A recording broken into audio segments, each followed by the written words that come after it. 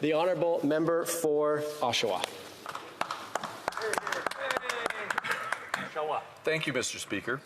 First, I'd like to thank my colleagues of all parties for speaking in support of this bill at first and second readings, voting unanimously in support of Bill C-320 at second reading, and voting unanimously in support at the Standing Committee on Public Safety and National Security without amendments.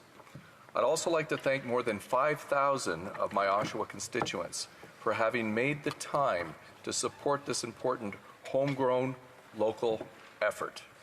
The response to this bill, Mr. Speaker, in my constituency and across Durham region is impressive and has surprised me. Even more impressive is the support for the bill from across Canada.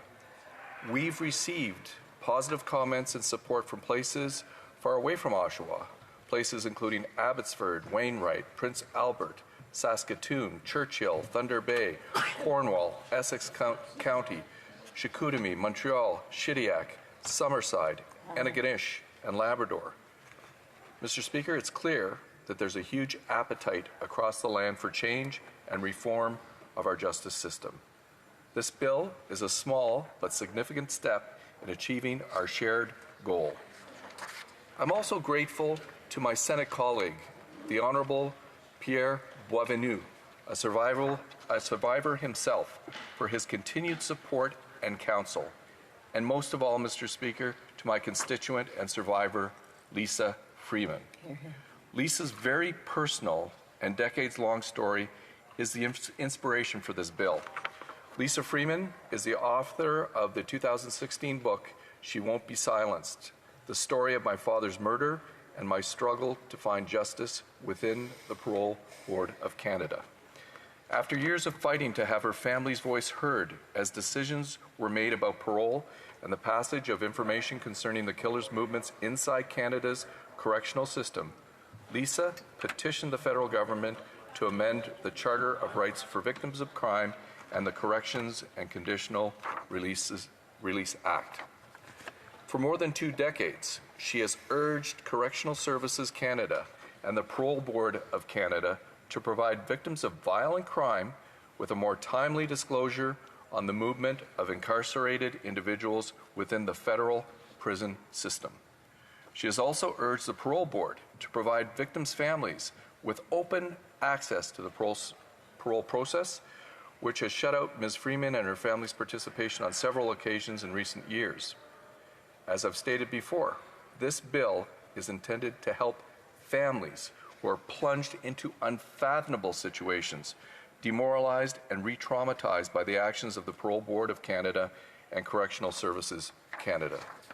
Mr. Speaker, all too often we hear senior officials at these institutions say they are supportive of victims of crime, a view that often does not hold up in practice. And as parliamentarians, this bill allows the opportunity to help them in that support. As an example of how victims are re-traumatized due to the lack of information, allow me to remind you a bit about Lisa Freeman's story. Ms. Freeman's late father, Roland Slingerland, an Oshawa resident and veteran of the Royal Canadian Navy, was bludgeoned to death by an axe murderer in 1991 at the downtown Oshawa rooming house in which he worked as a custodian. He left behind his wife and 3 daughters. Upon conviction in 1992, Mr. Slingerland's killer was sentenced to life in prison with no possibility of parole for 25 years. I'll repeat that. It was life in prison with no possibility of parole for 25 years. However, to the shock of Lisa and her family, the killer was granted escorted absences from prison and became eligible for day parole in February 2012, many years ahead of the end of his court-ordered sentence. Worse still, Mr. Speaker, it was only after the killer moved to another correctional facility outside of Ontario, just 10 kilometers from her sister's home, that Freeman and her family were notified. In the prison, security in no way matches the severity of the crimes committed by these wicked individuals, Lisa told the media at the time. When my father's axe murderer was sentenced in 1992, he received a life sentence. Contrast this with the 1990s Toronto Sun headline, which read, "Hatchet Killer Jailed for Life," We now know that this headline and the killer's sentence were a cruel joke on Lisa and her family. Mr. Speaker, would you believe that her father's killer would enjoy the luxuries he has today at a halfway house? He's able to get a job, he's able to own a car, he's got a roof over his head, and meals catered by an in-house chef. Mr. Speaker, most Canadians don't live as well as Roland Slingerland's axe murderer. While it's supposed to be the job of the Correctional Services, the Parole Board, the Parole Board, to ensure that dangerous offenders are kept locked up, it's clear that families are not receiving full disclosure from our federal agencies. But our systems are failing victims. The aim of Bill C-320 is twofold. First, it will amend current federal laws to better meet the needs of victims of crime by providing timely and accurate information to victims upon the sentencing of an officer or an offender, while also avoiding the false comfort of misleading parole eligibility dates. And secondly, Mr. Speaker, it will ensure that victims of crime are provided with improved transparency and passage of information from Correctional Services Canada concerning the movements of an individual within the prison system, and also ensure that the Parole Board of Canada cannot arbitrarily deny victims participation at parole hearings. For too long, this country's justice system has put the rights of violent offenders ahead of their victims and survivors. That's altogether backwards. This bill aims to turn the tide. It'll give victims and survivors greater transparency of information concerning an incarcerated individual's movement within our federal correction system and during the parole process. We must level the playing field for victims of violent crime. Mr. Speaker, Lisa believes, and I agree, that lack of transparency regarding how parole dates and eligibility are determined cause the victims of crime to experience confusion, frustration, trauma, and resentment, sadly, for the justice system. It's the responsibility of the government to ensure that victims of crime are treated with the utmost respect and dignity. This legislation makes a simple amendment to the Corrections and Conditional Release Act that would provide just a little more respect and dignity for these families and survivors. This bill will require that information regarding the review and eligibility for all forms of parole be communicated in writing to the offender's victims, including an explanation of how the dates were determined for parole and explaining this process to be as transparent as possible. None of us can argue against the logic of this bill, and I've been thankful all along the way that I've received unanimous support from members of each party of this House. We need to give less government support to criminals and much more to victims and survivors. Mr. Speaker, a murderer's rights should never trump a victim's rights, yet they seem to every single time. A sentence of life imprisonment without the possibility of parole for 25 years is meant to imply severity, punishment. This is simply not true and misleading to families, and it's also misleading to the public. Offenders serving a life sentence without parole for 25 years can be released on other forms of parole well before for personal development, temporary absences, and community service work. What we are trying to correct with this bill, Mr. Speaker, is simply victims' access to this information, as well as an explanation in advance. A recent update from Lisa exemplifies this. She said, Mr. Speaker, I was notified in July that my father's killer's day parole was extended for 6 months, and when it goes up again for renewal in January 2024, and even if he doesn't request full parole, he can be automatically granted it at the same time. There's no hearing I can attend and no opportunity for me to object, just an in-office paper decision. Also, at the same time, I was notified that the conditions on parole that I have in place, no transfers to the province of Ontario and parts of BC, can be lifted at any time. His case management team feels that he would benefit from attending courses in these areas. What an outrage that the only comfort for me and my family from an axe murderer can be lifted at the whims of his team. I can now inform this House that after Lisa was left to advocate for her own rights, which I may remind you heaped more trauma upon the victims, that Lisa was finally granted the opportunity to attend and provide a victim impact statement. On January 31st, 2024, Lisa traveled thousands of miles from Oshawa to British Columbia at her own expense to make her statement at the killer's parole hearing. Thankfully, Mr. Speaker, her father's killer was once again denied full parole. But what about everybody else? Lisa is a shining example of a victim who's had the strength and fortitude to be able to advocate for herself and her family. But Mr. Speaker, at what cost? It's not her job to protect her rights as a victim. It's ours. Setting aside the mental trauma Lisa and her family have suffered, what about the personal costs she has had to bear, and what about the mental costs? Mr. Speaker, this was just one example of the many, many times she has had to fight this fight for herself the last 23 years. So here we have it, colleagues. A killer can be released into a community where his victims live at the whim of his case management team. No need to explain to the victims how the decision was made and when the release will take place until after the fact. I know that you all agree that this is unconscionable, and it shouldn't have to be a fight that the victims have to fight year after year just to keep the most callous of murderers where they belong. Mr. Speaker, families who have suffered because of an offender's action don't deserve to be re-victimized by the parole system. Under the guise of rehabilitation, victims of crime often must stand back and watch while violent offenders exercise their rights, which, as most victims of crime find, are nothing more than a mockery of justice and basic common sense. The rights of victims should be made equal to, or rather, they should be made better than the rights of offenders. Mr. Speaker, though we aren't going to fix all these serious matters with just one bill, but I think we can all agree our systems need to be recalibrated. I think we can all agree that we must pass this bill and take an important step in easing the burden on victims of crime and survivors. So again, Mr. Speaker, I say victims deserve better. At the very least, they deserve accurate, timely explanations and information. Lisa and I are grateful to our colleagues here in the House, the committee, and all members of this House. Let's get this bill to the Senate and let's get it passed into law. Let's do one good thing for victims of crimes and survivors.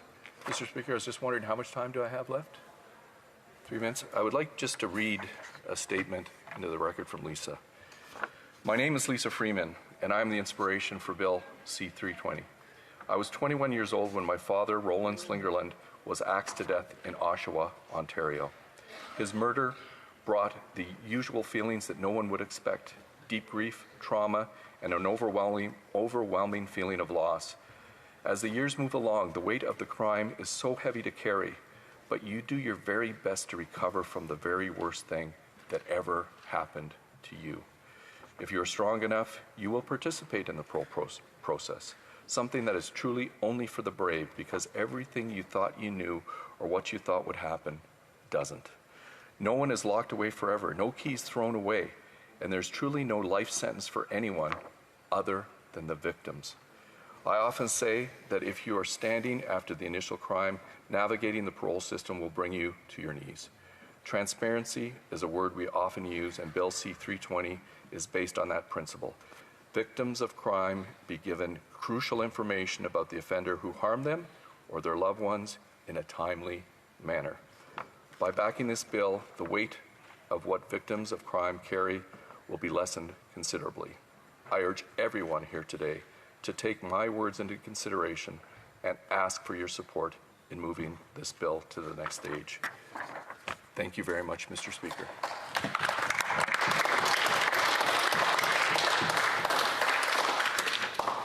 Questions et commentaires. Questions and comments.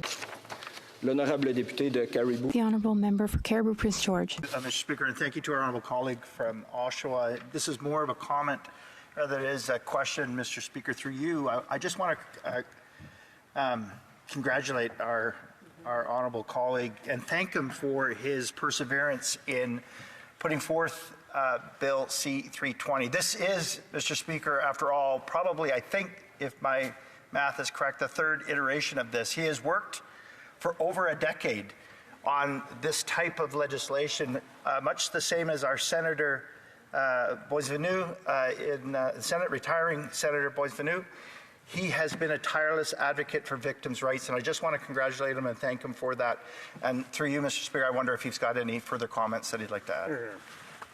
L'honorable député d'Oshawa. The Honourable Member for Oshawa. First of all, Mr. Speaker, humbly I just want to thank my colleague, but also the members of this House. I've had members from all parties come and talk to me about this bill and about the compassion of this House for victims. And I think it's something that we all realize. I feel such sincere respect for victims of crime such as Lisa, who bravely, over a decade ago, walked into a Members of Parliament's office and wanted to do something, not just for her and her family, but for victims in the future. And Mr. Speaker, if anybody reads this bill, like, you know, it's 10 changes, 10 words added in the English version, but it's a small change, but it'll make a big difference. So as we move these changes forward, we have to remember it's the victim. My colleagues mentioned the Honourable Senator Pierre Boisvenu. His life's work as a survivor himself was to make an attitude change here in government so that we actually put victims first. And I applaud the colleagues who have supported me, and I want to thank them from the bottom of my heart. I know Lisa does as well.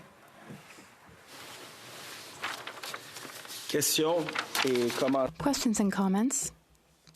The Honourable Parliamentary Secretary to the Minister of Public Safety, Democratic Institutions and Intergovernmental Affairs. And thank you to my colleague for bringing this matter forward. At committee, we also heard that some victims and family members, that they are not always ready and prepared or don't always want to hear about those who have impacted their family. And so I appreciate that the member opposite has worked with across the aisle on this to ensure that it's for those who want the information to ensure that they are given that, but that there's also a recognition that it's up to the victims and victims' families to decide what information they receive. Could he also comment on that? L'honorable député d'Oshawa. The Honourable Member for Oshawa. I want to thank my colleague from Durham Region for her question, because she brings out a very important point. Every victim, every victim's family is different, and what they want to hear during that grieving process is different. So one of the things that is really important about this bill, it actually allows choice. It allows the victims and their families whether or not they want to receive the different information. And over a time period, because they will be getting transparent, clear information, as they heal, if that's at all possible, and they want to get more information about the process and what's going on, they're able to get it. So again, Mr. Speaker, we've listened to victims. Lisa, as a victim's advocate, again, I applaud her courage for bringing this forward. It's not an easy thing to do. And, you know, she's so darn determined. Like, this has been over 2 decades, really, that she's worked at this. And we have the opportunity to give her that success, to give victims of crimes and their families that success. So hopefully colleagues today will understand that and take that into account as we move forward with this debate and move it to the Senate. Questions et commentaires. Questions and comments? In 15 seconds, the Honourable Member for St. Albert, Edmonton. Thank you very much, Mr. Speaker, and I want to commend my colleague, the member for Oshawa, for championing this bill. In his tenure as a member of Parliament, he has consistently been a champion for the rights of victims. This bill is common sense, and one of the recurring themes that I have heard from the families of victims is that they feel that they don't have support and they don't have information long after the trial and conviction of the perpetrator who took the life of their loved one. Could the member comment on that?